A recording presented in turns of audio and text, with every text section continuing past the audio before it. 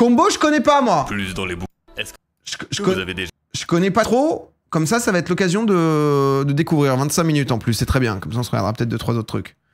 Par pitié, mettez les dates des lives sur les replays FM. Ok, on va faire ça. Ok. Comme ça... J'aime pas sa voix. Oh, il a une grosse voix, quoi. Attendez, j'actualise le titre. x1,25. Non, pas sur une vidéo qui dure 24 minutes. Non, non, non, les amis. Tout va bien, profitons, profitons. Non, mais commençons pas à juger la voix et tout. C'est le gars, tranquille, détente. Allez, on est parti. Est-ce que vous avez déjà entendu parler de la loi de Murphy? Tout ce qui est susceptible de mal tourner Très bon son d'Angèle. Inévitablement mal tourner. Bienvenue, C'est une Steph. loi que vous trouverez beaucoup plus dans les bouquins de philo que de mathématiques, mais ce qu'elle souligne, c'est l'importance de la planification, de l'anticipation, la prise en compte du pire scénario possible. Parce que sinon, bah ça, par exemple, c'est la loi de Murphy. Ça, pareil, ça aussi, et ça... non, ça n'a rien à faire là, c'est personnel, mais vous voyez probablement l'idée. C'est chez Shuna ou pas du tout? La loi de Murphy, elle peut s'appliquer partout, tout le temps, et surtout lorsqu'on s'y attend le moins. Mais je connais vraiment pas beaucoup d'endroits où elle peut plus s'appliquer que dans Rust. Putain, Rust, je connais pas tant que ça, moi. J'avais un peu joué un moment, mais... Oh, ça me fait penser à H1Z1, là, pardon, comme ça. Bon, moins, mais... Putain, c'est vrai qu'à un moment, tu peux être full craft sur Rust. Moi, j'ai l'impression que je veux... À part miner le truc du tout début, j'ai jamais rien fait sur Rust. Horrible à voir. On respecte, les gars, s'il vous plaît. Et oh. On a choisi de mater sa vidéo. Juste avant, un petit mot de notre sponsor du jour, et notre sponsor du jour, c'est les frérots de chez Oli. Si vous pensez qu'Oli c'est juste une marque d'Ice Tea et de boissons Oli, bravo, ça sponsorise. Non mais Combo, c'est vrai que moi je connais pas, mais ça a l'air d'être quand même, beaucoup de gens m'en parlent à chaque fois. Hein. Jeux vidéo, généralement on sait pourquoi. On sait plus ou moins à quoi s'attendre de notre session de jeu. Stream, tu vas y remarquer. Mais dans Rust, c'est pas le cas. Vraiment pas le cas.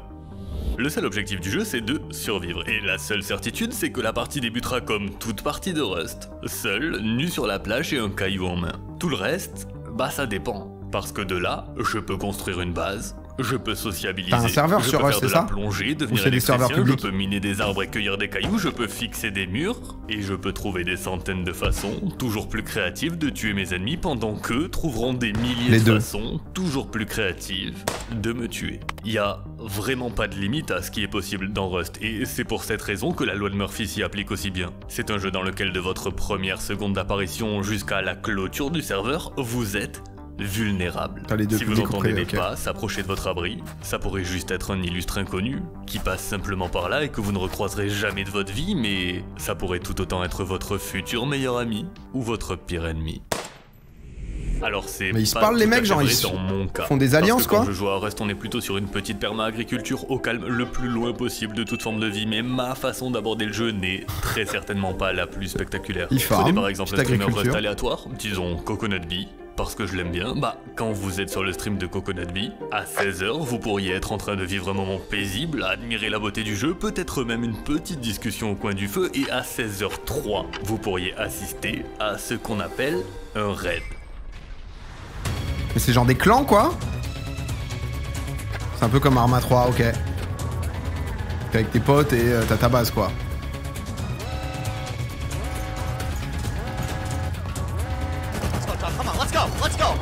Allez, en bas à gauche, t'as la team. Mais là, les mecs ont farmé genre un mois pour arriver là, non?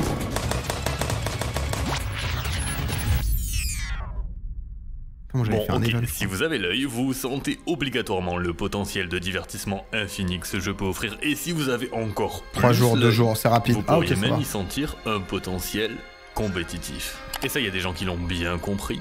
Parce qu'après une multitude d'événements désastreux, il y a une alliance qui va se créer entre les développeurs du jeu, l'hôte de serveur numéro 1 du jeu et la plus grande plateforme de diffusion en direct au monde. Ils vont se réunir, ils vont poser 100 000 $ sur la table et ensemble, ils vont créer les Twitch Rivals.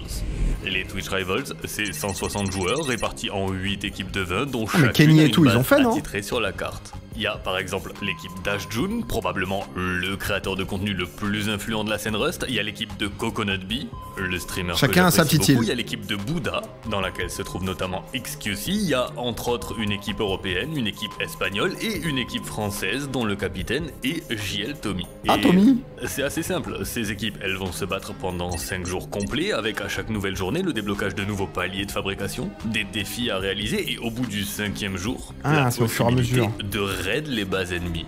Mais la vraie particularité de ce tournoi, ce sont les badges. Pour en obtenir c'est facile, il faut soit participer à des activités, soit buter les autres joueurs. Et ils seront stockés dans le TC, dans le cœur de chaque base. Pardon, quand tu meurs, tu perds tout ton stuff sur toi, mais tu respawns à un endroit random et tu peux retourner à ta base. Donc te restuff si jamais t'as suffisamment farmé, c'est ça? L'équipe gagnante, ce sera juste l'équipe qui en aura accumulé plus que les autres à ton lit, à ouais, la ça, fin okay. du 5e jour. Ok. Comme sur Minecraft, très bien. Si vous pensez que les premiers jours ont été plutôt calmes, messieurs dames, vous faites fausse route. Parce qu'en fait, les tiers de technologie ne sont pas encore débloqués, et ce que ça veut dire, c'est que le premier jour, c'est l'âge de pierre. Et à l'âge de pierre, il n'y a pas beaucoup mieux à faire que de se fabriquer un arc, des flèches et tenter de récupérer un maximum de badges. Pour un joueur de Rust, ça s'appelle faire connaissance. Ah, ils sont allés se fight... Oh, la folie, en vrai. Ça, t'es avec tes potes, ça doit être incroyable. Putain, il est chaud, par contre. Que t'as vraiment rien, quoi. T'as aucune info. Ça arrête pas du petit badge. Cette première journée, ça a été le chaos. Personne n'a farm. Vraiment, pour toutes les équipes. Et à la fin de la journée, le tableau des scores ressemble à ça. Et... Putain, on s'est fait fumer, quoi. Power, c'est l'italien. Team Bouddha. Bouddha, c'est le gars de Fortnite, non? Le 591 en dessous, là. Ashjun, là, le mec, il est trop fort. Ouais, il y a un truc à remarquer. Mais on y reviendra. Le deuxième jour, vous dire que le deuxième jour a été moins chaotique que le premier, ce serait un mensonge. La vérité, c'est qu'avec le déblocage des tiers 1 et 2, cette journée, elle a juste été un peu plus industrialisée. Putain, mais les mecs ont déjà des hélicos et tout. Les bases. Moi, j'ai cette image, en fait, Rust m'a jamais trop tenté, parce que j'ai cette image où il faut vraiment avoir passé 150 heures pour pouvoir avoir de quoi fight et tout. Et avec la technologie. Ah, c'est Bouga sur Fortnite, pardon. Technologie tier 2 qui se débloque, les joueurs ont maintenant accès à des armes modernes, ils ont accès à de meilleures armures via les combinaisons Hazmat, et avec l'apparition des défis qui vont pop un peu partout sur la carte, il y a des escarmouches de toutes parts. Ce qui signifie aussi des badges qui commencent à être générés en masse. Et à la fin du deuxième jour, le tableau des scores ressemble à ça. Ouais, il y a toujours un truc à remarquer, et cette fois-ci on va en parler, parce qu'il y a visiblement un problème. Italien et français, on est naze dans ce tournoi. L'équipe Ashjun, elle domine beaucoup trop, et en réalité, ce jour-là, c'est une surprise pour absolument personne. Parce qu'avant même que l'événement débute, la composition de cette équipe, elle a fait beaucoup c'est que des cracks. Pour une raison très simple, elle est beaucoup trop forte. Ah putain, mais ils sont tellement, d'accord, je pensais qu'ils étaient 7-8, quoi. Oh, Disguistos. Sauf que Je pense que je connais que Disguistos. Twitch Rivals... oh, Zealand, mais Zealand, c'est un youtubeur... fait beaucoup Zealand, il est là-dedans. Pour une raison très simple, elle est beaucoup trop... C'est un mec d'FM, Zealand. Twitch Rivals, c'est pas censé être un événement e-sport comme les autres. Ok, Dobby, Dobby, c'est nous, ça. Cash prize, mais ça doit rester du divertissement avant toute chose. Et je vous apprends rien en vous disant qu'il n'y a absolument rien de divertissant à voir une équipe rouler sur toutes les autres pendant 5 jours. Parce que là, c'est littéralement ce qui se passe. À chaque fois qu'un événement pop sur la carte, il est probablement raflé par l'équipe d'Ashjun. Et à chaque fois qu'un groupe de personnes se fait dégommer dans la forêt, c'est probablement aussi par l'équipe d'Ashjun. Et en réalité, il y a même un second problème. Parce que l'équipe qui aurait pu, l'équipe qui aurait dû contester et équilibrer cette domination, c'est l'équipe de Coconut. Sauf que de son côté, lorsque le soleil se lève sur la 3e journée de ce tournoi, Coconut ne se connecte pas. Pourquoi merde. Il semblerait que la loi de Murphy soit venue toquer à sa porte. En réalité, dans ce tournoi, il y a 159 personnes qui vivent l'enfer de Rust, mais il y a une personne qui vit l'enfer tout court. Ah bah merde, qu'est-ce qui est arrivé ? Je vomis tous les jours depuis 5 jours, 39 de fièvre, migraine et fatigue de malade. Quelque chose ne va vraiment pas. Ah bah... Coconut est dans un état critique. Il a de la fièvre, il vomit instantanément tout ce qu'il ingère, il est à 0%, direction l'hôpital. Et lorsqu'il arrive, il va très vite comprendre pourquoi. Le médecin lui dit « Monsieur, vous avez une mononucléose ». Petite anecdote perso, j'ai eu la mono en début d'année et c'est atroce. J'aurais préféré me couper les 2 bras que de devoir me lever du lit. La mononucléose, c'est une maladie qui va gentiment venir vous épuiser. Ah ouais, c'est hardcore. Avec en option douleur musculaire, maux de gorge, maux de tête, difficulté de concentration, sommeil agité, vomissement, bref. La solution c'est du sommeil et du repos. Mais attends, parce que moi je l'ai eu étant petit, mais j'ai peur de confondre. Mais tu peux l'avoir qu'une fois, non? Je dis de la merde. Parce que du coup ça m'a fait douter avec la varicelle qui n'a absolument aucun rapport.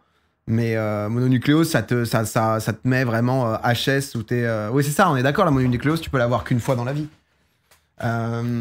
Après, il y a peut-être des cas extrêmes où tu peux l'avoir plusieurs fois, quoi. Mais t'es censé l'avoir qu'une fois, en tout cas, ouais, ça. Et moi, je l'ai eu tout petit, mais ça te met KO pendant une semaine, 10 jours, où t'es à 2% de forme physique, quoi. Et c'est ce que les docteurs lui conseillent, du sommeil et du repos. Et entre nous, je crois que je paierai assez cher pour voir la tête du médecin lorsqu'il a dû leur expliquer qu'en fait c'est pas possible, parce qu'il doit aller farmer des badges sur le corps de J.L. Tommy dans la forêt et qu'il a des raids à préparer. Et c'est con. Oui, totalement. Il aurait évidemment dû se reposer, mais faut aussi comprendre sa position. Ah bah lui, c'est l'event de sa life. Cet événement, c'est la chance d'une vie, en fait. Ouais. Rust, c'est pas un jeu qui est très souvent mis sur le devant de la scène. Salut Pinette. Vous voyez bien que c'est loin d'être le jeu dont tout le monde parle, sauf que Coconut, bah ça fait des années et des années qu'il attend une opportunité comme celle-ci. Si tu peux percer, tu peux prendre de l'argent et tout, quoi. Ça voudrait dire que ça fait des années et des années qu'il stream tous les jours pour abandonner au moment où ça compte le plus. Hors de question. Oh putain, il lui est arrivé quoi à Coconut?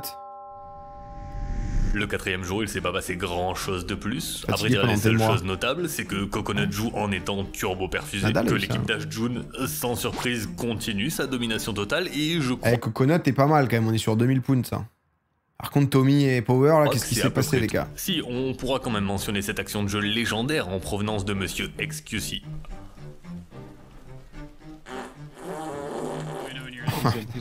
Bon, la vérité, c'est surtout que les équipes se préparent.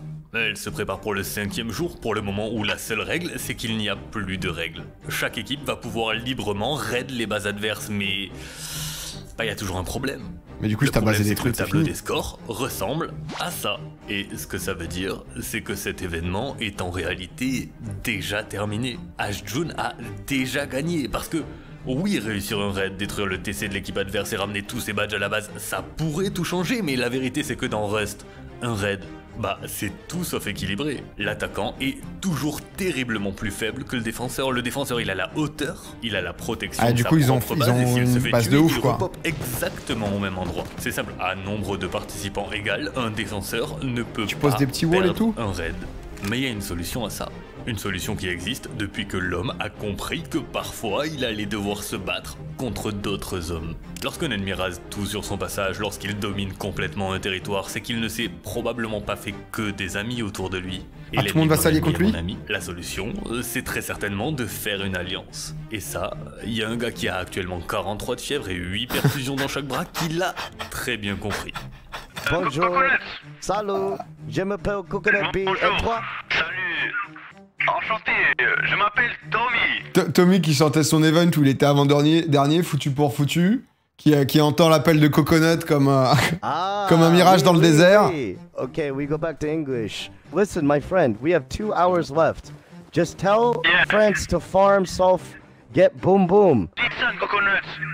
I swear on Emmanuel Macron, I believe you, I trust you 100%. Okay, when I type revolution, you go. Get everything ready now. Everything is ready. We're waiting for you, Captain. When I type revolution, we will meet at Ashjun's Island. Il a chopé tout le monde en mode on le fume sur la fin, quoi. We're gonna have to fight through that resistance. Putain, les micros, c'est incroyable. On dirait vraiment qu'on est sur la ligne de front, quoi. True. Let's take out these sons of bitches, William. Godspeed. L'équipe Coconut B, l'équipe Wellin, l'équipe d'Alucard et l'équipe J.L. Tommy sont désormais alliés. Ensemble, ils vont tenter de raid la base du tyran Ashjun. Ils sont la Révolution. La Révolution, c'est 80 bonhommes contre les 20 présents dans la forteresse. Sur le papier, c'est imperdable. Sauf que lorsque l'équipe de Coco arrive au point de rendez-vous, sur l'île ennemie, à l'heure prévue, 4 heures avant la fin de l'événement, bah... les alliés ne sont juste pas là. Comment ça? Et en plus de ça, la première personne à se prendre une balle dans le crâne, c'est le builder de l'équipe Coco. La personne qui, sur elle, avait tous les matériaux de construction pour assiéger la base adverse. Aïe aïe aïe, Ce que vous avez sous les yeux, c'est pas un raid, c'est un massacre. Mais pourquoi ils sont pas venus? Pourquoi personne n'a aidé Coco?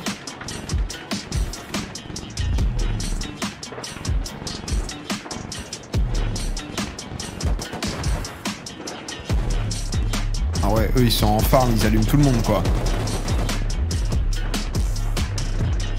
La France était en train de se faire raid, ils pouvaient pas venir. Ah.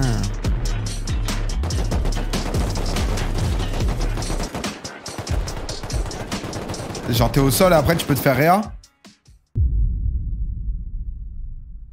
Il y avait des traites, mon général. Il y a quand même une question qu'on pourrait se poser. C'était quoi l'intérêt pour ces trois équipes d'accepter une alliance avec Coconut pour finalement le trahir en ne venant pas? La vérité, c'est que la seule raison, ça aurait été de profiter de ce temps-là pour raid la base de Coconut, sauf que cette base, ben, elle est intacte. Donc ça doit pas être ça la raison. Ce qu'on sait, c'est qu'il y a bel et bien une équipe qui a trahi cette alliance. C'est l'équipe d'Alucard qui, elle, ne donne plus aucune nouvelle. Mais les deux autres, Waylin et Tommy, n'ont en réalité pas fait acte de trahison. Ils ont fait acte de « on est juste un peu en retard frérot, mais on arrive ». Ah. Les gars, faut y aller, allez, on récupère les roquettes, on y va.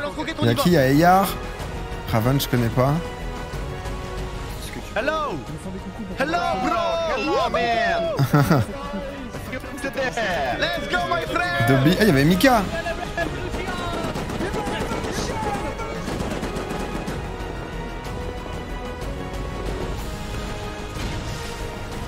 Wow. Oh, elle est partie plus haut, celle-là, on l'a vu. Hein. Ah, ils se font fumer. C'est lui, le jaune?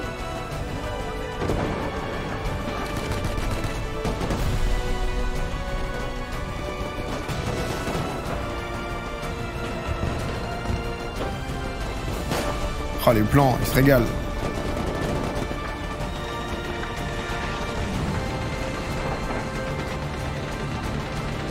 Les gars, il y a un scrap qui se pose chez nous.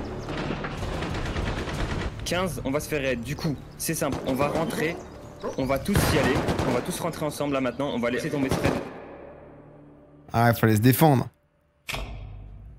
Si vous étiez pas encore convaincu que l'équipe H-June est nettement au-dessus. C'est Alucard, Alucard, ce bâtard, il en a profité pour attaquer tous les autres. Ils viennent de défendre un assaut à 20 contre 60. Cette fois-ci, il n'y a pas de loi de Murphy à blâmer, la seule vérité, il y a des écrans LCD là. Tout simplement été meilleurs. Et pour toutes les autres équipes, bah, c'est terminé. L'espoir est mort, ils ont 2000 points d'avance en face, qu'est-ce que vous voulez faire? Alucard, il a voulu sécu une petite troisième place là. Il ne leur reste plus qu'à attendre quelques minutes pour inévitablement tout gagner. Il ne leur reste plus qu'à attendre précisément 27 minutes. Tu peux avoir la télé avec des caméras et de l'électricité. Putain, mais c'est ouf. 27 minutes, c'est vraiment pas beaucoup de minutes sur un événement de 5 jours et même si la loi de Murphy décidait de brusquement changer de camp, décidait d'un peu lâcher Coconut Bee et de s'attaquer à H-June, bah il faudrait quand même une suite de coïncidences complètement folles et à première vue sans aucun rapport les unes aux autres. Après les mecs ont les cadavres chez eux donc ils peuvent reloot quoi. Et est-ce que je vous dis ça parce qu'une suite de coïncidences complètement folles et à première vue sans aucun rapport les unes aux autres, c'est précisément ce qui va se passer? Bah exactement.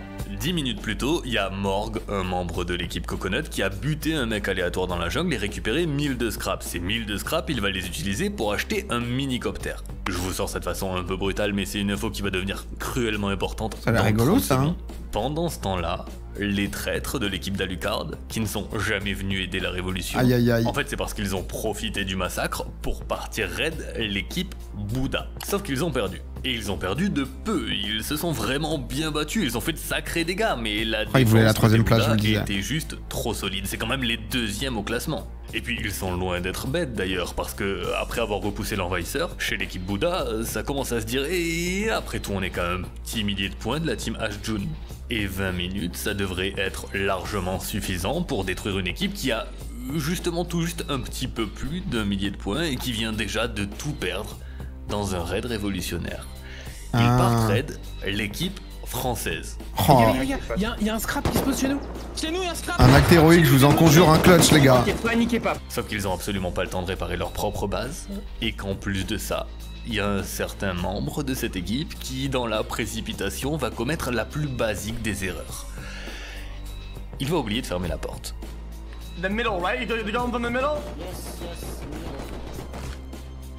Et c'est dangereux, les courants d'air dans Rust, et ce jour-là, le courant d'air, c'est un joueur espagnol qui s'appelle M2CG et qui vraiment se balade par là et constate qu'une certaine porte est curieusement ouverte. Ah, excuse-moi.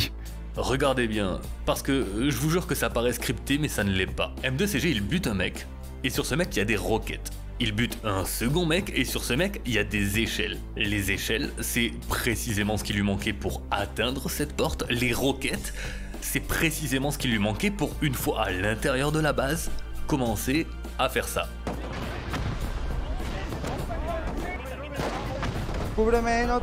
Ah, il va choper tout, il va tout choper. Sauf que les tirs de roquettes ça fait du bruit, et ce bruit tombe dans les oreilles d'un membre de l'équipe Coconut en train de se morfondre dans la forêt probablement, qui décide de venir jeter un œil et qui comprend assez vite que... Mais tout le monde est dans la forêt dans ce jeu. Il y a des Espagnols qui jouent au lance-roquettes dans la base de Team Buddha. Donc là, il s'agirait peut-être de rameuter les copains, parce que même si l'espoir qu'ils parviennent réellement à trouver où est placé le TC et qu'en plus ils aient suffisamment de roquettes pour le détruire est proche de zéro, bah, tu peux pas tirer tout court, une ça. micro-chance, ça reste une chance.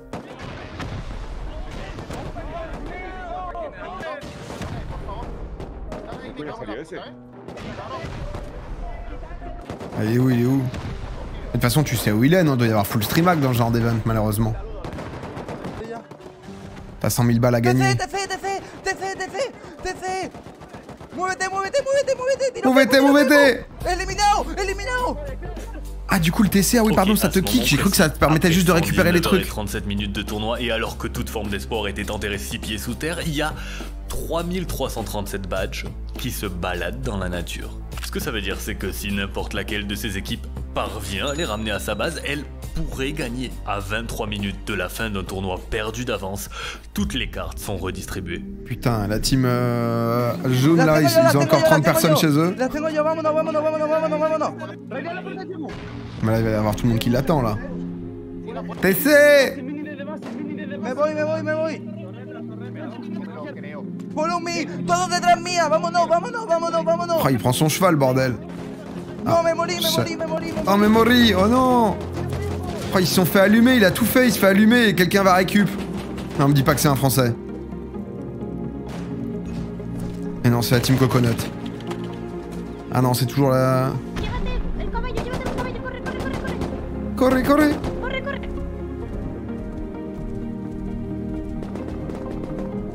Oh, un clutch. Tommy qui met une balle de snipe à l'autre bout de la map.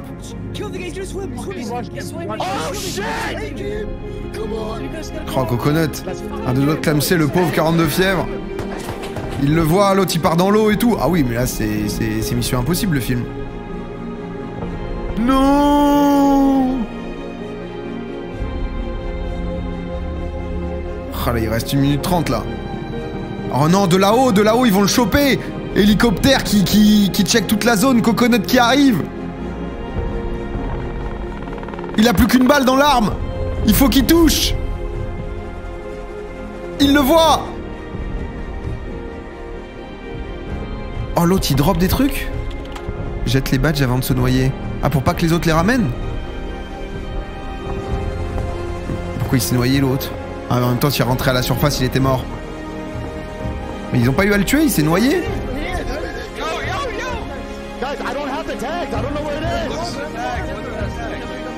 Ah, parce qu'il les a achetés, ils sont derrière toi. Oh, par contre, la folie, t'es sur un live, il se passe ça, c'est incroyable. Récupérez-moi. Oh, la folie. Ah, c'est pas sur mon live qu'on trouverait ça. Putain, on a envie de vivre ça, les gars, là.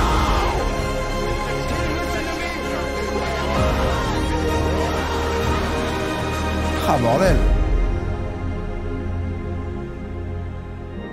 We won the revolution. We didn't win, France. You and me won. France and America. Putain, on a gagné du coup. We won together. The revolution. Oh, Comme je Coconut. vous disais en début de vidéo, Ah, que la loi de Murphy, elle je l'aime, existe Coconut. beaucoup plus dans les bouquins de philo que ceux de mathématiques, c'est précisément pour ce que vous venez de voir. La loi de Murphy, elle n'est jamais universellement vraie. C'est une loi qui existe uniquement lorsqu'on a décidé de justifier un échec d'une façon un peu originale. Parce que vous venez de voir le jour où elle a décidé de s'acharner et s'acharner encore face à une équipe, face à une Coconut, personne pas sous mononucléose, qui, depuis le début, Coconut. a compris que cette loi, elle a une faille. C'est une loi qui ne peut pas exister si on décide que quoi qu'il arrive, on ne baissera pas les bras. Ah, excuse, il a dû se faire insulte. Putain, sympa, hein. Ah bah tu vois, j'avais maté un bout de début de vidéo de combo, j'aimais pas trop le sujet, du coup ça m'a jamais donné envie de regarder. Bah vachement bien. Ça me donne envie de revoir une autre là. En vrai, non, vraiment bien la vidéo et l'histoire. Excuse le troller. Putain, le pauvre Asjun là. Asjun il s'est retrouvé à 20 vs 70. Les mecs, il y en avait dedans, ils avaient 10 000 heures de Rust. Peu de viewers, c'était l'occasion de Twitch Rivals de pouvoir faire une année de stream de plus. Fini. Je m'y attendais pas, mais c'était vraiment bien. Ouais, de ouf, hein. Bon, on se remet une vidéo, Conseillez-moi une bonne vidéo de combo. Non, on s'en remet une. Après, on va faire FM. J'avais dit 22h. On va se remettre, je crois, à combo. Il fait beaucoup de vidéos, genre de 20 minutes, donc c'est bien. En vrai, c'est un bon format aussi. Ouais, il fait 16-20 minutes, tu vois. Sea of Thieves. Non, mais du coup, comme je connais pas combo, j'ai envie d'en regarder une. Hitman. C'est quoi, genre, la meilleure vidéo de... du combe, si je peux l'appeler ainsi. Les Ravagés. C'est un bon format, les Ravagés. Hades, c'est cool. Hades, j'aime bien. Hades, j'avais kiffé le jeu. Mais j'ai pas séché non plus, tu vois. Genre, Hades, j'ai pris Hades un peu tard, moi. J'ai genre pris... Ah, c'était ça, comment braquer une banque en 56 secondes. Le speedrun le plus meurtrier de tous les temps. Beaucoup de Hitman, quand même. Hein. Et c'est laquelle de Hitman? C'est le speedrun le plus meurtrier de tous les temps? Pardon, vous voyez pas, en fait, depuis tout à l'heure. C'est celle-là ou celle-là? Hitman, c'est un classique. Ah, il y a beaucoup d'Hitman, quand même. Là...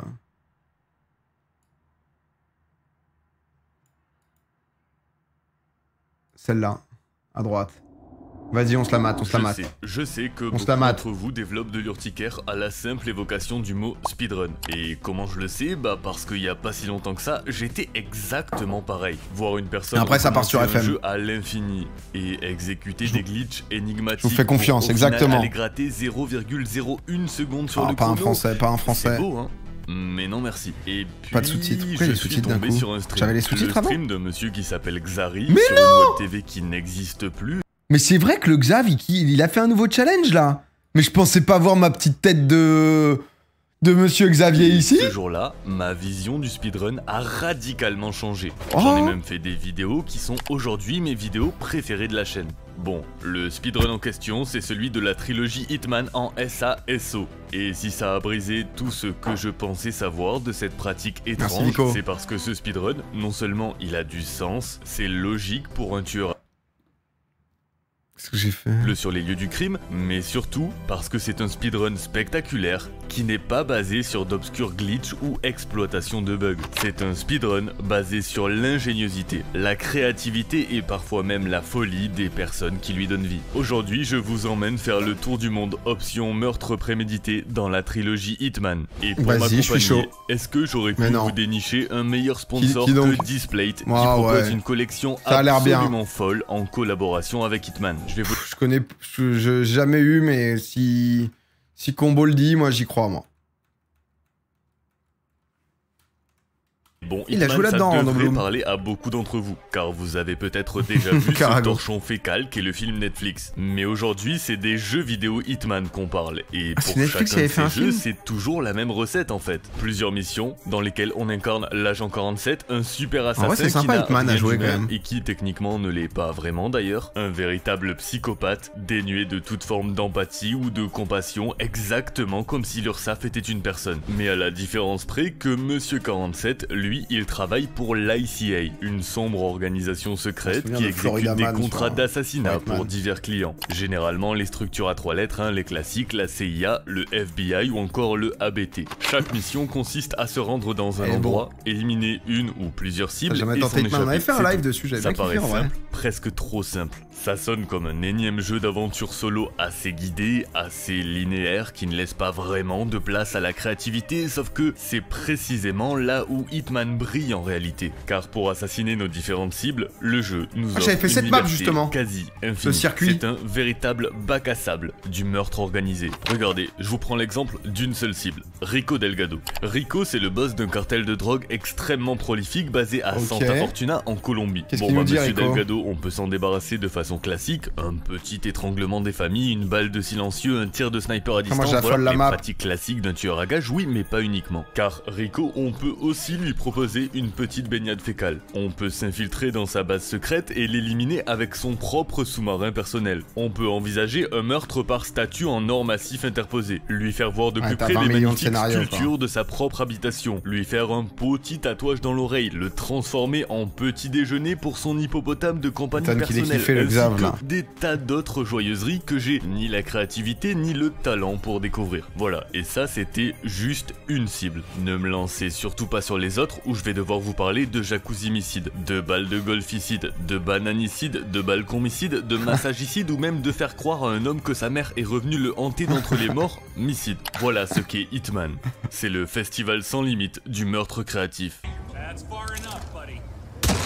Ah, ça c'est Florida Man celle-là. Mais pas au début. Toutes ces stratégies meurtrières, on les apprend au fil du temps. Dans Hitman, on est rarement efficace en vrai. On se fait repérer, ce qui nous pousse à buter des gens, puis d'autres gens et encore d'autres gens, jusqu'à ce que ce qui devait être un assassinat moi ça finit souvent comme ça malheureusement. Un véritable massacre. Mais on répète, on se familiarise avec le jeu, avec ses mécaniques et petit à petit, on se rend compte que Hitman n'est pas un jeu d'action. C'est une pièce de théâtre. Une pièce de théâtre qui se joue sous nos yeux et qui doit continuer de se jouer en fonction des acteurs que nous on décide d'éliminer. Mais tu dois tout connaître en amont quoi. Compris ça, on se rapproche à grands pas d'un meurtre propre. Le plus haut grade qu'il est possible d'obtenir lors d'une mission. Le grade d'assassin silencieux. Les 5 étoiles à la fin de la partie. Tuer uniquement ses cibles et parvenir à s'échapper sans s'être fait repérer. Ni par des PNJ, ni par des corps retrouvés, ni par des caméras, rien. Un véritable assassin silencieux. De mon côté, ma première mission réussie en assassin silencieux, ça m'a pris 33 minutes. Et là, il y a 2 écoles. Celle de se dire, ok, j'ai réussi à finir la mission dans son mode de difficulté le plus élevé, ça me va. Et puis, il y a les speedrunners.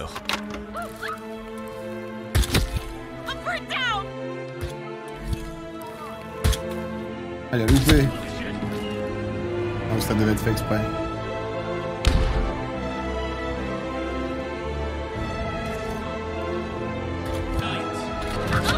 Ah, j'ai un peu envie de jouer à Hitman du coup. Ok, qu'est-ce qu'ils font de si fou alors? Dites-nous tout. SO Pro, ça fait beaucoup de mots, ça paraît compliqué, mais ça ne l'est pas. World of Assassination, ça représente juste la trilogie Hitman. Hitman 1 sorti en 2016, Hitman 2 en 2018 et Hitman 3 en 2021. Ah, je crois que j'ai joué aux deux moi. Pour le reste de la vidéo, la saison 1. Je crois que c'est là que j'avais fait la live. C'est juste le mode de difficulté. SA, c'est Assassin Silencieux, le grade de mission le plus élevé qu'il est possible d'obtenir, et SO, c'est Suit Only, donc en costume de base uniquement. Interdiction formelle de se déguisé pour pouvoir circuler librement à travers certaines parties des niveaux. En réalité, ces affixes, elles sont surtout là pour faire en sorte que ce speedrun reste le speedrun d'un jeu d'assassinat infiltration. Le Any% classique existe aussi sur Hitman, hein, mais c'est juste un véritable bain de sang, une guérilla à ciel ouvert. Alors qu'en SO, pour venir à bout de ces 20 missions le plus rapidement possible, sans se faire repérer et sans utiliser de déguisement, les joueurs vont devoir user et abuser de la seule arme à leur disposition, leur cerveau. Et je crois qu'il est temps pour moi de vous présenter les techniques et stratégies psychotiques qui ont été utilisées pour pouvoir terminer l'entièreté de ces 3 jeux en moins de 20 à quoi ils ont pensé les cerveaux malades? Je vais devoir vous proposer d'embarquer dans un véritable tour du monde de l'assassinat. Je vous en prie, installez-vous, attachez vos ceintures de sécurité, il fait 25 degrés dans la cabine, moins 12 dans la soute, heure d'arrivée prévue dans 10 secondes, juste le temps pour moi de remercier et créditer tous les speedrunners et créateurs qui m'ont servi de ressources ressources il est pour bon, cette il est vidéo. bon. Leurs noms s'affichent actuellement à l'écran, leurs liens sont dans la description et je vous invite pas prêt. sincèrement à les découvrir. Ok, ça me parle, Messieurs, ça me dames, parle. La Combo Airlines vous remercie de votre confiance. Nous sommes arrivés. Premier arrêt, Marrakech. Après, il va nous expliquer et tout. Viens là, mon amour.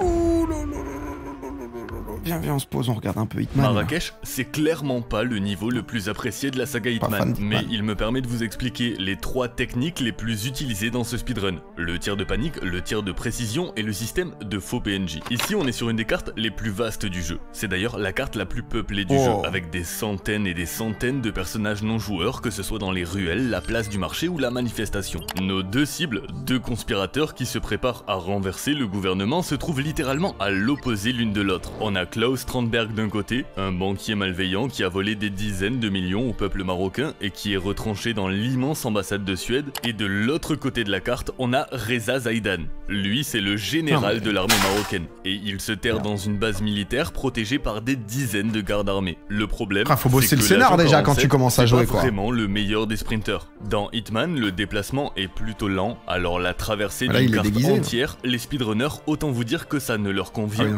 pas du tout. Leur solution, la brutalité. Ce niveau, il est effectué en 20 secondes. Et laissez-moi vous montrer comment. Sachant qu'il est en forme de L, les speedrunners se sont dit « Hey, mais si au lieu de courir comme des marathoniens, on se posait ici et on cherchait plutôt un angle pour abattre les 2 cibles au sniper ». Alors l'idée est plutôt bonne, mais il y a un problème. Le ici en question correspond à cet endroit juste à côté des jarres en terre cuite, en plein milieu de la place du marché. Autant vous dire extrêmement peuplé et plutôt très bien gardé. Sortir un sniper ici revient à signer son arrêt de mort. Mais les speedrunners ont trouvé la solution. Ils se sont mis dans la petite... de démarrer la mission sur le toit de cette maison, ils ont la position parfaite pour effectuer un premier tir de panique, ce qui va mettre la zone en alerte et mettre les gardes en mouvement. Ils vont ensuite utiliser ces 3 éléments de décor pour franchir ce muret, car il faut savoir que l'agent 47 a beau être génétiquement créé pour tuer, il ne sait ni nager ni sauter. Cette technique, elle leur permet d'arriver sur la place du marché en seulement 6 secondes. Ah, et les mecs sont montés ? Comme on peut le voir, les gardes sont tout excités et se dirige vers l'endroit où le premier tir de panique a été effectué. C'est précisément ici, derrière ces poteries parce qu'ils te reconnaissent pas du coup, marocaines, que les speedrunners sortent leur sniper. Et ils le font sans être inquiétés. Pourquoi ? Parce que l'IA, l'intelligence artificielle des personnages non joueurs dans Hitman, elle est plutôt bonne. Mais il y a des choses que les speedrunners peuvent faire pour la manipuler. Ils savent notamment... Ça, moi, c'est parfois ce que j'ai du mal en étant hyper casu de ces jeux, tu vois. Genre tous les trucs un peu infiltration et tout, le moment où le mec, en fait, il est à 6 mètres de toi, il te regarde, mais il te voit pas. Ou à l'inverse, t'es genre... Ça, ces trucs d'IA, parfois, moi, je trouve ça matrix et c'est difficile, du coup, de se plonger vraiment à 100% dedans. Une fois que tu connais, tu vois. Mais le moment où vraiment t'es à moitié à 2 mètres de lui dans les fourrés en train d'avancer, après Hitman, ça a l'air d'être bien foutu, tu vois. Donc, c'est vrai que t'as des moments où t'es en mode, ils ont des patterns, les bots, faut juste le comprendre. Dans Tarkov, un seul et même niveau, Tarkov, les développeurs sont obligés d'utiliser un système de faux PNJ. En fait, dans chaque groupement de PNJ, il y a un vrai PNJ capable de nous voir, d'alerter la foule, de fuir, mais tous les autres sont des faux PNJ qui vont simplement le copier. Plus la carte est peuplée, plus les développeurs doivent utiliser ce système s'ils souhaitent que leurs joueurs mettent moins d'1 année et demie à charger la partie. C'est vrai que la map elle est chargée. Comme vous le savez, c'est la plus peuplée du jeu. Et le fait est qu'avec son premier tir de panique, le speedrunner a créé une sorte de triangle d'or autour de ces poteries dans lequel pendant seulement quelques secondes, uniquement des faux PNJ seront présents. Il va s'empresser d'effectuer un premier tir de distraction à l'autre bout de la carte, dans la pièce dans laquelle se trouve le général Zaidan, pour l'attirer vers l'impact de balles, se déplacer de quelques mètres, éliminer Klaus en un éclair et se déplacer à nouveau pour mettre fin au jour de ce général un peu trop curieux. La séquence est glaçante de précision et ils n'ont que quelques secondes pour s'enfuir avant qu'un des 2 corps ne soit retrouvé. Le séjour au Maroc des speedrunners ne durera que 20 secondes au total. Voilà, ce niveau, c'est un exemple parfait de brutalité. Mais du coup, là, ce qui est un truc de monstre absolu, c'est justement le mec qui a pensé à ça, qui s'est rendu compte que t'avais les faux PNJ qui ont réussi à calibrer, enfin, tu vois, comment la map était calibrée, etc. Le tir qui va amener le gars à regarder et tout. Mais après, là, par exemple, le record actuel, c'est quoi? C'est un mec qui a 19,7 secondes parce qu'ils ont opti tu vois, des semi-patterns où il a gratté un 0.1 seconde, 1 seconde, pardon. Mais ils profitent même pas du jeu, c'est horrible. Ah, mais c'est différent, c'est des mecs qui ont vraiment poncé le jeu de A à Z et ensuite c'est une autre envie en fait le speedrun. Speedrun c'est au-delà. Absolu et d'une maîtrise infinie de cette arme qu'est le sniper. Mais ce n'est pas toujours possible. Arrêt suivant, Miami. Oh, c'est la map, c'est le circuit! Ou comme j'aime l'appeler, le GP Explorer 10, c'est sans le moindre doute un des niveaux les plus iconiques et originaux de la saga Hitman. Ici, on a deux cibles, Robert Knox et sa fille Sierra. Robert profite de la course pour faire des démonstrations de son entreprise de robotique militaire à des touristes. Là où Sierra, elle participe juste à la course. Elle est pilote. Et dans Miami, les assassinats les plus merveilleusement grotesques. J'avais pas réussi à entrer, moi. On peut carrément tuer une cible en la jetant sur l'autre cible. Mais ça, c'est un scénario qui prend un peu trop de temps à mettre en place pour les speedrunners. Et ce niveau, il a longtemps été considéré comme le niveau le plus difficile à speedrun en SASO. Déjà de par sa taille, mais surtout parce qu'en suit only, en costume de base uniquement, on peut pas faire grand chose dans Miami. Le déguisement est souvent requis pour accéder à ces différentes pour se faufiler aux soirées, aux trucs et tout. C'est pas un problème pour éliminer Sierra qui circule tout autour de la carte au volant de sa F1 et qui nous offre des dizaines d'opportunités. C'est un problème pour éliminer Robert, parce que lui, il ne quitte jamais ni ses gardes du corps, ni son immeuble. Et dans cet immeuble, sans déguisement, la moindre personne qui va, ne serait-ce que sentir notre présence, va nous faire perdre le grade d'assassin silencieux. Mais puisque le problème c'est visiblement notre présence, la stratégie diabolique qui a été imaginée, c'est de ne pas être présent. Alors comment on élimine une personne sans être présent? Il y a deux solutions en vérité. La première, c'est de convaincre une autre personne de se salir les mains en notre place. Et c'est possible dans Hitman.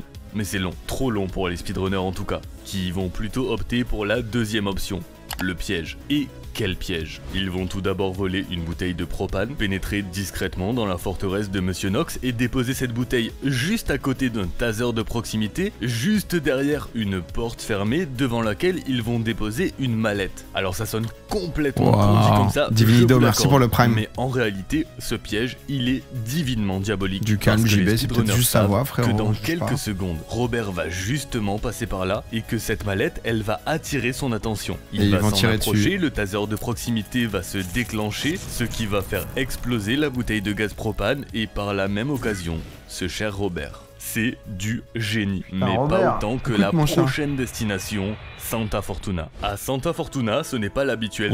Attendez, parce que pardon, excusez-moi, parce que c'est vrai que souvent je réacte sur des jeux où j'ai pas joué. Et du coup, attends, putain, parce que ça je me souviens. Ah ouais, mais attendez, c'était où? Parce que j'ai fait l'incroyable Florida Man. Ouais, ça me disait un truc. Chez les narcos. C'est bon. Oh mais putain, mais c'est bon. Oh, c'était encore un live de con, ça. Mais...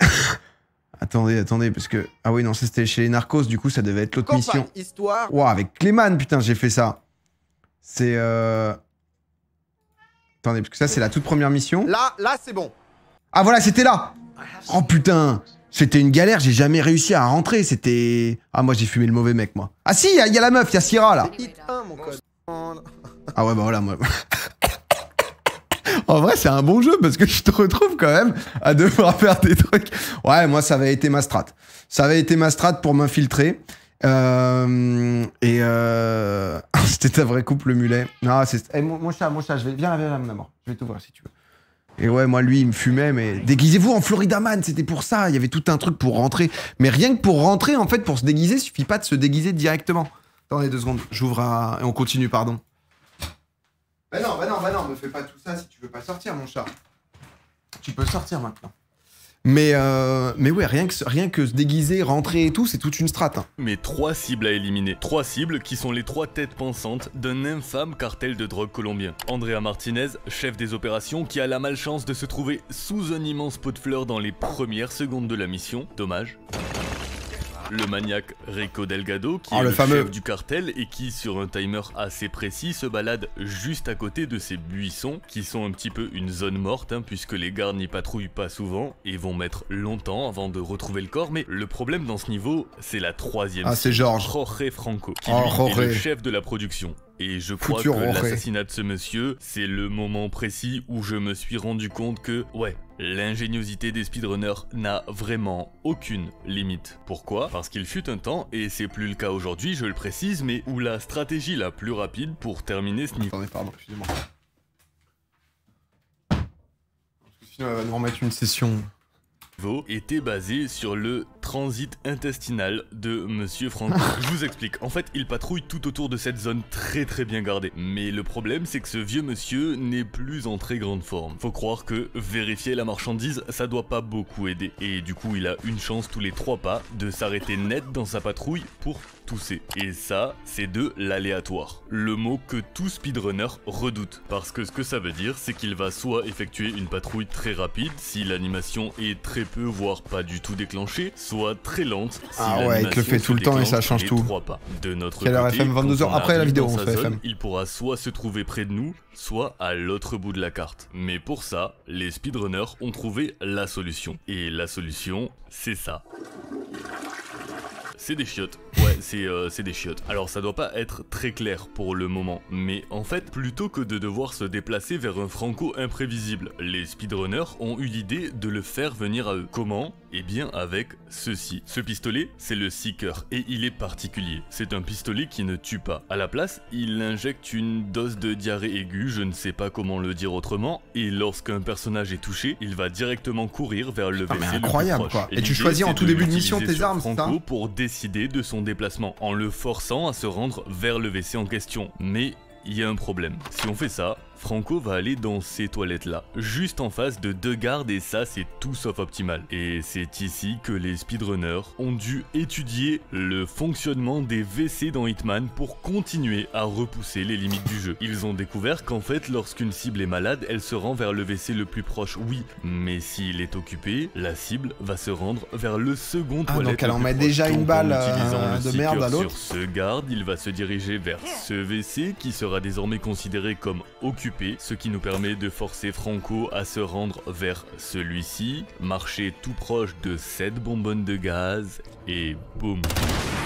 Ce qu'il faut comprendre en fait, c'est que ce genre d'histoire complètement folle, ce ne sont pas des exceptions dans le speedrun de la trilogie Hitman. Regardez, dans Mumbai, il fut un temps où la stratégie pour éliminer Vanyasha consistait à voler une batterie de scooter et une pièce de monnaie, puis les jeter dans une grosse flaque d'eau en sachant pertinemment que dans quelques dizaines de secondes, Vanya va emprunter cette route, être attiré par la pièce et électrifié par la batterie. Dans la crique de Whittleton, l'une de nos cibles, c'est Janus, un ex-espion du KGB. Et Janus, il ne quitte littéralement jamais sa maison. Le jeu encourage vraiment une infiltration, que ce soit pour l'empoisonner, pour lui rendre une petite visite médicale de courtoisie, ou pour lui faire voir de plus près sa jolie sculpture du parti. Mais problème, une infiltration, c'est trop long dans un speedrun. Mais on se rend compte que Janus, il est aussi très malade, et qu'à cet endroit précis de la carte, on a juste ce qu'il faut de vision sur son réservoir d'oxygène. On se rend compte qu'un premier tir de sniper va percer cette bonbonne qui va libérer du gaz, et qu'un second tir de sniper va l'enflammer et provoquer un malheureux accident. Putain, bienvenue dans Colorado. Et non, vraiment, dans Colorado, ils sont allés beaucoup trop loin pour finir ce niveau le plus rapidement possible. Et on peut les comprendre, puisque Colorado, c'est simple, c'est le pire niveau du jeu. 100% des PNJ sont des gardes armés, c'est plat, les déguisements sont quasi identiques, il y a assez peu de façon originale de tuer ses cibles, et en plus, il faut en tuer 4. L'idée des développeurs derrière Colorado, en fait, c'était d'en faire le niveau le plus difficile du jeu. Et c'est un des rares ratés d'Hitman, puisque c'est juste devenu le plus ennuyeux. Voilà, ça a toujours été considéré par les joueurs comme un niveau qui ne permet pas d'être très créatif. Et maintenant, laissez-moi vous montrer comment les speedrunners ont prouvé à tous les autres joueurs qu'en fait, ils n'avaient juste rien compris au jeu. Quand on cherche à éliminer des cibles le plus vite possible, l'idéal dans Hitman, c'est de ne pas avoir à bouger. Le déplacement, c'est plutôt long et les speedrunners veulent l'éviter au maximum. Pour ça, ils essaient généralement de trouver des endroits qui leur permettent d'avoir la vision sur plusieurs cibles. Et c'est le cas de Colorado, puisqu'ici, précisément, il existe un spot qui leur permet d'abattre 3 des 4 cibles. Enfin, presque 3. Et le presque, il est un petit peu embêtant dans l'histoire. La vérité, c'est qu'il leur manque quelque chose comme 10 cm de hauteur pour pouvoir atteindre Ezra Berg, qui est la 3e cible. Première idée, déposer une mallette au sol pour gagner un petit peu en hauteur, et c'est très astucieux, mais malheureusement, il leur manque encore quelque chose comme 3 cm. C'est ridiculement peu. On parle d'un demi-pixel, mais c'est toujours pas assez. Sauf que c'est ici qu'intervient ceci. C'est un muffin absolument Non, ouais, la pâtisserie, mais pour les speedrunners, ce muffin, il va tout changer. Ils ont découvert qu'en jetant un muffin au sol, il va se détruire, ok, mais les morceaux de muffin détruits, qu'on appelle des particules, non seulement ils ne disparaissent pas, mais surtout ils possèdent une physique à part entière. Alors ça porte un nom, ça s'appelle le Particle Boost, et ça permet de faire des dingueries dans Hitman. Mais sur Colorado, ça permet surtout aux speedrunners de jeter ce muffin sur la mallette, et donc de pouvoir gratter précisément les 3 cm de hauteur manquant pour atteindre Ezra. Et quand je dis atteindre Ezra, en réalité, je vous mens, parce que l'objectif, ce n'est pas lui en vérité. Enfin, pas exactement. L'objectif, c'est cette tondeuse à gazon. En fait, c'est précisément le réservoir de cette tondeuse à gazon. Pourquoi ? Parce que les speedrunners savent que dans quelques secondes, Ezra va descendre de sa maison, se poser près de sa tondeuse comme il en a l'habitude, allumer une petite clope comme il en a l'habitude, sauf que ce jour-là, il va se rappeler que fumais-tu.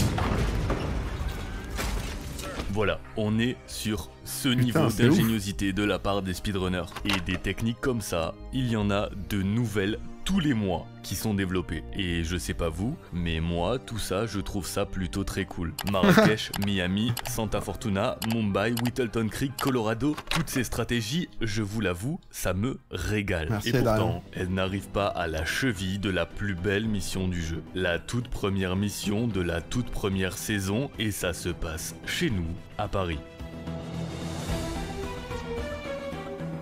On a combien de missions au total sur les 3 jeux? Oh le B. À domicile. La meilleure map.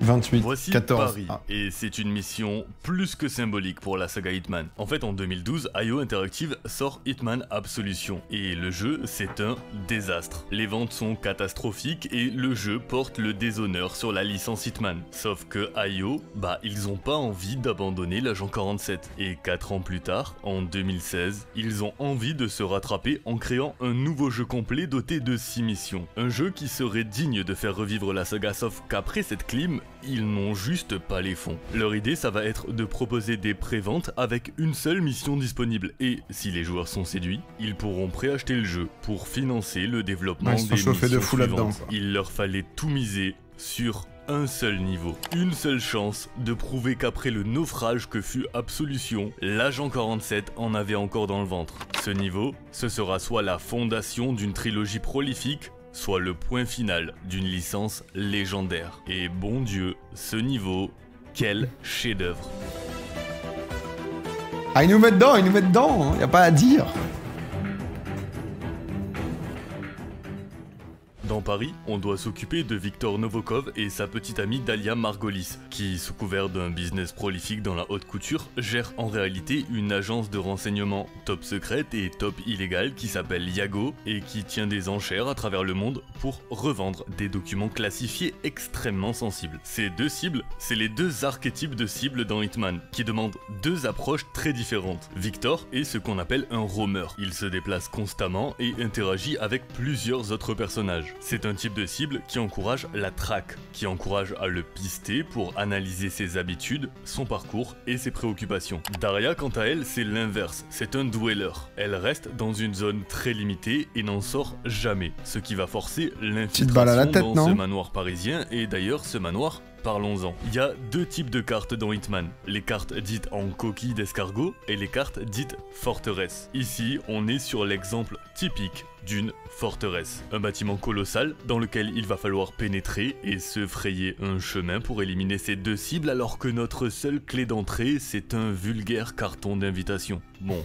Le niveau est juste magnifique, on se croirait réellement dans un film de James Bond. Il y a des centaines de PNJ, un mix parfait entre espace public et espace privé, il y a plusieurs étages, un défilé de mode, une liberté d'infiltration quasi totale, un parc extérieur, des dizaines de façons d'annihiler nos cibles et d'histoires parallèles qui se déroulent en même temps. Très sincèrement, je pourrais vous parler de ce niveau pendant des heures. Ça sent qu'il l'a fait kiffer. Un des meilleurs niveaux qui existent dans le jeu vidéo depuis l'invention du jeu vidéo.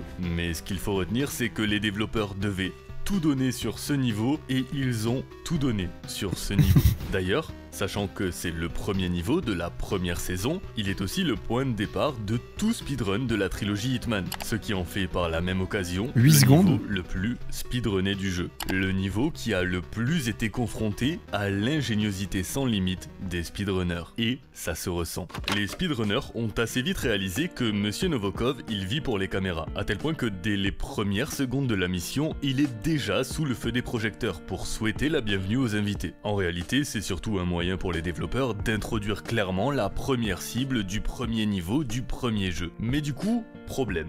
Tous les yeux sont rivés sur lui, et nous ce qu'on veut, c'est ne pas être repéré pour conserver l'assassin silencieux. Solution, une pièce de monnaie et un lustre. En fait, en lançant cette pièce à un endroit très précis, elle va attirer l'attention du garde du corps, mais pas celle de Victor, qui lui va continuer sa présentation, ce qui va nous permettre, dès que le garde se retourne, de faire ça.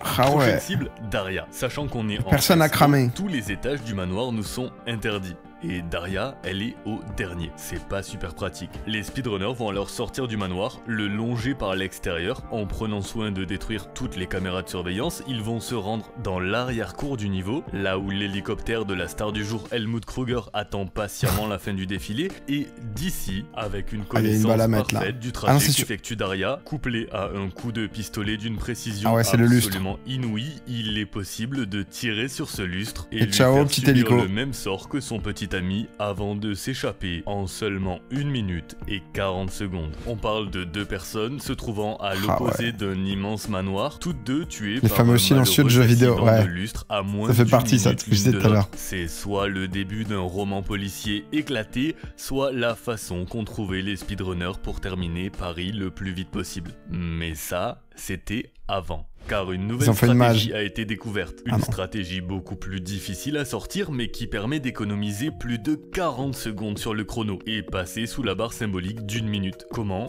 Grâce à un violon. L'idée est sensiblement la même. Mais plutôt que de tuer Victor en attendant qu'il soit placé sous le lustre, on va juste déposer un explosif télécommandé à côté du treuil qui le maintient en hauteur et le faire sauter à distance pendant qu'on est déjà en train de courir vers la prochaine cible. Et cette fois, plutôt que de contourner le manoir, on le traverse. Alors c'est beaucoup plus compliqué, ça va nécessiter plusieurs tirs de panique très précis ainsi que des caméras à détruire, mais c'est une ligne droite. Donc là il s'est passé quoi là? Parce que c'est quoi un tir de panique là? On est le manoir. Là il vient de leur mettre une balle dans les genoux là. En train de courir vers pas un violon mais violine. La prochaine cible. Et cette fois, plutôt que de contourner le manoir, on le traverse. Alors c'est beaucoup plus compliqué. Ils savent pas comme il est pas armé. Ça va nécessiter plusieurs tirs de panique très... Ah là, c'est parce qu'en gros... tirs de panique, ils sont juste sur leur garde. Pour moi, il s'est fait repérer. Là, c'est de la manipulation d'IA. Ouais, en gros, tu tires, c'est un truc de... Tu tires près d'un garde, ça le met en mode panique. Ça les fait bugger 2-3 secondes et ils te voient pas. Ah. C'est précis. Il est même pas en costume. Après, de temps en temps, en fait, il prend des images d'illustration aussi. Où les mecs sont pas en costume juste pour te montrer certains des passages. Caméras à détruire, mais c'est une ligne droite, donc théoriquement plus rapide. Et j'insiste sur le théoriquement, parce qu'au bout de cette ligne droite se trouve un balcon infranchissable, puisque je le rappelle, l'agent 47 ne sait pas sauter, mais il sait jouer du violon. Et en le cassant sur cette chaise, le violon va libérer des particules comme pour le muffin, ce qui va nous permettre de gagner en hauteur et pouvoir traverser ce fameux balcon, distraire les gardes et à nouveau éliminer Daria par lustricide. 40 secondes d'économiser, 1 minute seulement pour terminer ce niveau titanesque. C'est une véritable singerie. Mais et si je vous dis qu'aujourd'hui... En fait, c'est ça qui est ouf, parce que en soi, la perf, ensuite, bon, savoir le garde, l'IA et tout, tu vois. Mais c'est juste les mecs qui se creusent la tête de « Ok, lui, il a fait ça, comment on peut encore raccourcir? Comment on peut raccourcir ?» Et à chaque fois, les mecs, ils se montent les uns les autres pour toujours... tu prends pas de plaisir, en fait. En fait, les gars n'en sont plus au stade de juste « Oh, tiens, j'ai découvert Hitman. » Les mecs ont 5000 heures sur le jeu, si tu veux. Les gars doivent avoir 800 heures sur le niveau, tu vois. T'es plus à ce stade-là, t'es juste en mode « Comment je peux opti un truc que je connais déjà par cœur ?» Ce niveau n'est plus terminé en 1 minute. Il est terminé en 20 secondes. Ouais, et je vais vous montrer comment. Les speedrunners démarrent à l'entrée de base. C'est du speedrun, ouais c'est ça, c'est genre... Deux objets et vont réaliser une série de tirs de distraction excessivement précis qui vont détourner l'attention de tous les gardes autour de Victor et offrir la possibilité de lui placer une balle dans le crâne bien mérité et pouvoir s'enfuir avant même que le corps ne soit découvert. Voilà, c'est tout. Et vous allez me dire, ok mon gars, mais il a tué qu'une seule cible là, ton pote. Eh bien non. Et voici comment des cerveaux aussi psychotiques qu'ingénieux parviennent à constamment révolutionner le speedrun, comment le plus meurt meurtrier de tous les temps. La physique. Les speedrunners savent que la physique des objets dans Hitman, elle est très particulière, presque comique. Et les deux objets qu'il a posés au sol au tout début de cette run, c'est un canard en plastique à ondes de choc et une charge explosive télécommandée qu'on utilise normalement pour démolir des portes. Mais étant donné que dans ce jeu, chaque objet a une physique qui lui est propre, les speedrunners se sont rendus compte qu'une explosion, provoquée par la charge explosive, mais non, de propulser un de nos autres objets, et ce sur le balcon il va tirer dessus. La consistance de l'objet et sa distance par rapport à la charge. Le truc c'est qu'avec une distance très précise, qui est d'un pas d'agent 47 entre la charge et le canard, couplé à un angle absolument parfait au degré près, il est possible de faire sauter la charge, ce qui va propulser le canard très précisément à travers toute la map pendant en tout et pour tout 13 secondes et atterrir, si tout cela a été parfaitement exécuté, sur le toit du manoir, mais surtout juste au-dessus du lustre qui permet d'assassiner Daria. Et voici comment les speedrunners terminent ce niveau en seulement 20 secondes et sans même avoir à se déplacer. C'est pas un bug, c'est pas un glitch, c'est une connaissance parfaite des mécaniques de ce jeu et une exécution tout aussi parfaite. C'est juste la beauté de la trilogie Hitman SASO et le génie des speedrunners qui lui donnent vie. Parce que, putain, ça c'est incroyable quand même. Parce que j'avoue que bon, si c'était finir sur juste une position, ça reste stylé, mais... J'ai pris autant de plaisir sur la réalisation d'un projet vidéo. D'autant qu'en ce moment, je vous l'avoue, je suis vraiment dans la boucle d'addiction à Hitman. À tel point que la prochaine vidéo sera normalement aussi une vidéo sur Hitman. Et je ne peux que vous encourager à vous abonner pour bah ouais, on s'abonne les frères. Hein. On like. Je suis déjà abonné. Je suis un Yankee moi en fait. Allez, je change de chaîne, je me rabonne, comme ça on soutient un max. On soutient, parce que c'est vrai que je connaissais, et je relike, faut pas hésiter. Ah ouais, non, mais honnêtement, très costaud. Très costaud, tu vois, j'ai beaucoup aimé. Ouais, j'avais dû pas... Je sais pas quelle vidéo j'avais maté, je me souviens juste... J'avais un peu l'impression que c'était pas forcé, tu vois, mais ça m'avait pas plu, en tout cas, celle-là. Et du coup, j'avais pas réussi d'en remater une. Une autre, et ben, je regrette de pas l'avoir fait plus tôt. Parce que vraiment, hyper sympa combo. J'en rematerai en plus dans un format 15-20 minutes qui est